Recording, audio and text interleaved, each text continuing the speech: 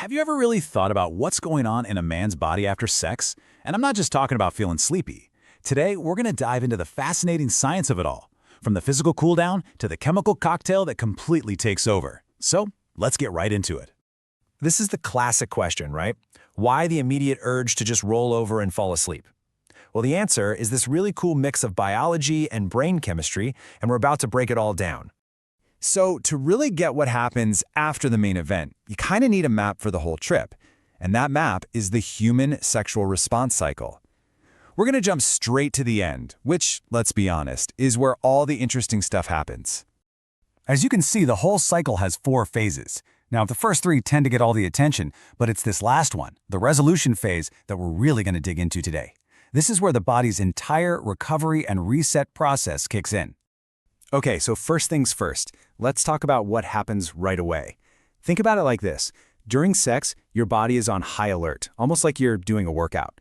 The resolution phase is basically the process of switching off that alert and powering down into rest mode. So what does that cool down actually look like? Well, your heart rate starts to slow down, your blood pressure drops, and blood that was concentrated in one area gets redirected.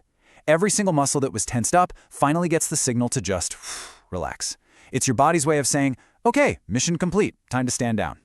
And get this happens way faster than you might think. For most healthy men, the heart rate gets back to its normal resting state within just 5 to 10 minutes. It's a super efficient process. Now, this whole cool down thing leads us straight into something pretty unique to male biology, the refractory period. You can think of it as the body hitting a biological reset button. So what does that actually mean? Well, it's that time right after orgasm when getting another erection is difficult, if not impossible, and that immediate desire for sex just kind of vanishes. And let's be super clear, this is totally normal. It's just the body's built-in recovery time. But here's where it gets really interesting. It's not the same for everyone.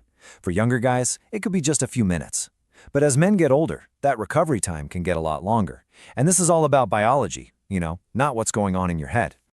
All right, so we've talked about the physical stuff. Now let's go a little deeper and get into the chemical cocktail that the brain cooks up after orgasm. This is the real reason behind that satisfied, sleepy feeling.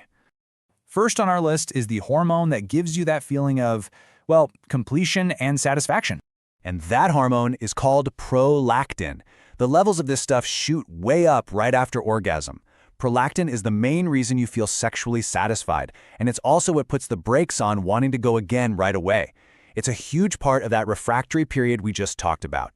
But prolactin isn't working alone here. There's another hormone that gets released, and this one is all about creating that emotional connection. And that's oxytocin. You've probably heard of it. It's often called the bonding hormone or the cuddle hormone. When it's released, it helps create feelings of closeness and trust.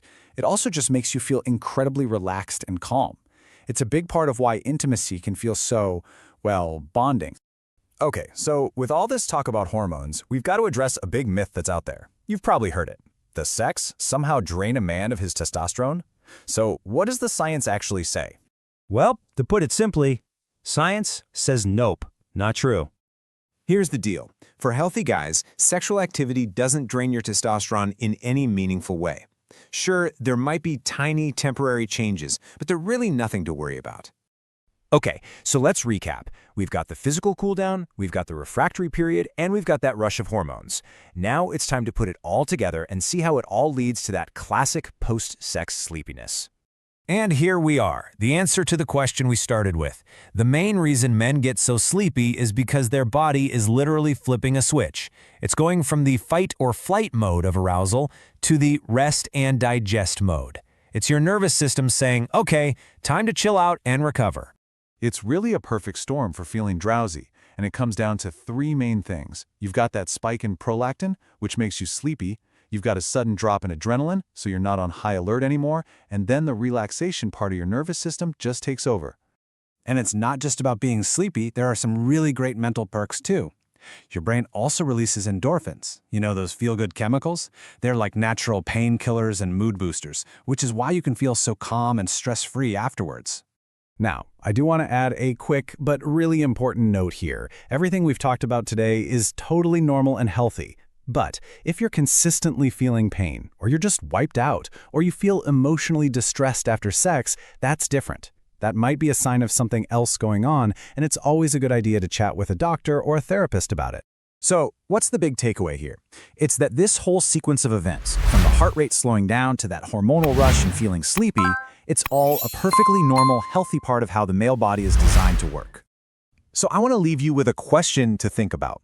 Knowing all this science, all the hows and whys, doesn't make the experience any less special, right? If anything, it's kind of more amazing. So how does understanding what's actually happening inside your own body change the way you think about these experiences?